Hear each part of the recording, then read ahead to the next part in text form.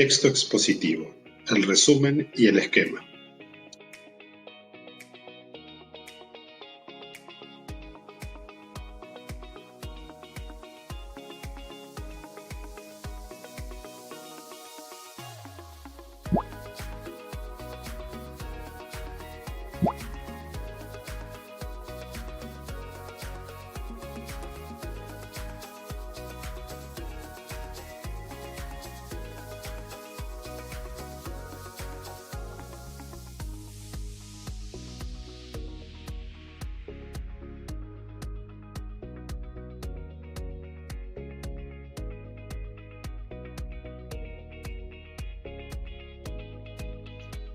En los textos hay informaciones que son esenciales para su interpretación y otras informaciones que son complementarias, accesorias.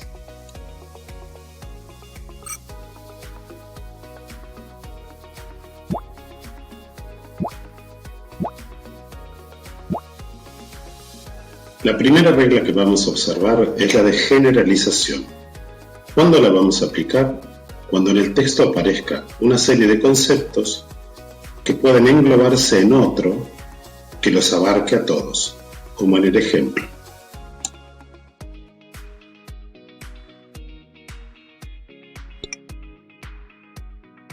El primer párrafo nos habla de los puentes, de las vías férreas, de los ríos, de las diligencias, es decir, de medios de transporte y comunicación de la época.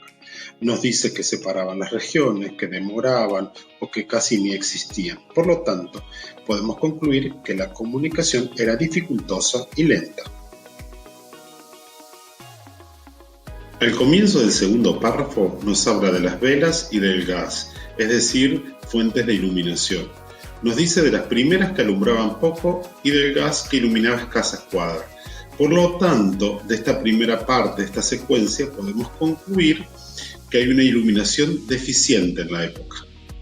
En la segunda parte de este párrafo se habla del calor y el frío ingobernables, que el carbón vegetal, la leña y los ladrillos calientes, es decir, las fuentes de calefacción, resultaban insuficientes.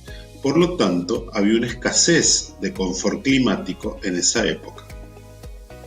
En el último párrafo observamos cómo la presencia humana es escasa en esta época, pocas edificaciones, poco sembrado, frente a una naturaleza que se cuela por doquier, penetra por doquier.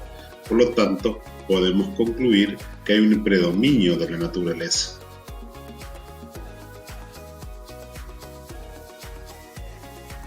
El esquema de un texto debe representar gráficamente su contenido. Por lo tanto, dependerá de su estructura. En este caso, como es una descripción, debe aparecer un tema sobre el cual se nombren partes, características y o propiedades. Luego de extraer las informaciones principales aplicando la generalización, podemos construir este esquema.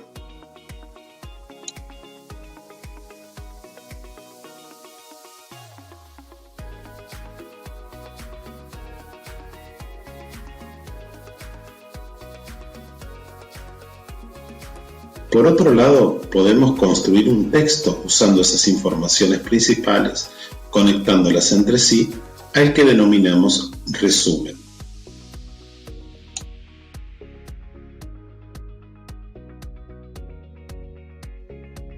Regla de supresión. Consiste en eliminar toda la información que no sea necesaria para interpretar el texto.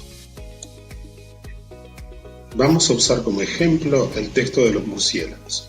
En este caso presenta la estructura pregunta-respuesta.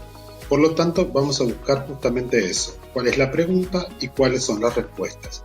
Ahí ya tenemos las informaciones principales y lo demás podemos suprimirlo. Entonces, cuando hacemos el esquema de este texto, ordenamos esas informaciones esenciales.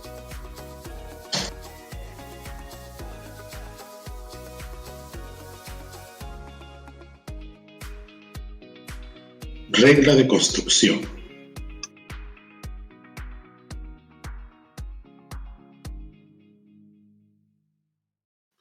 ¿Cuál es el tema del texto que leíste? Correcto. ¿Cómo preparar y cebar el mate? En el caso de la regla de construcción, nosotros no generalizamos conceptos, tampoco suprimimos información. Lo que hacemos es apelar a nuestra memoria, a conocimientos que ya tenemos socialmente transmitidos y que compartimos con otros.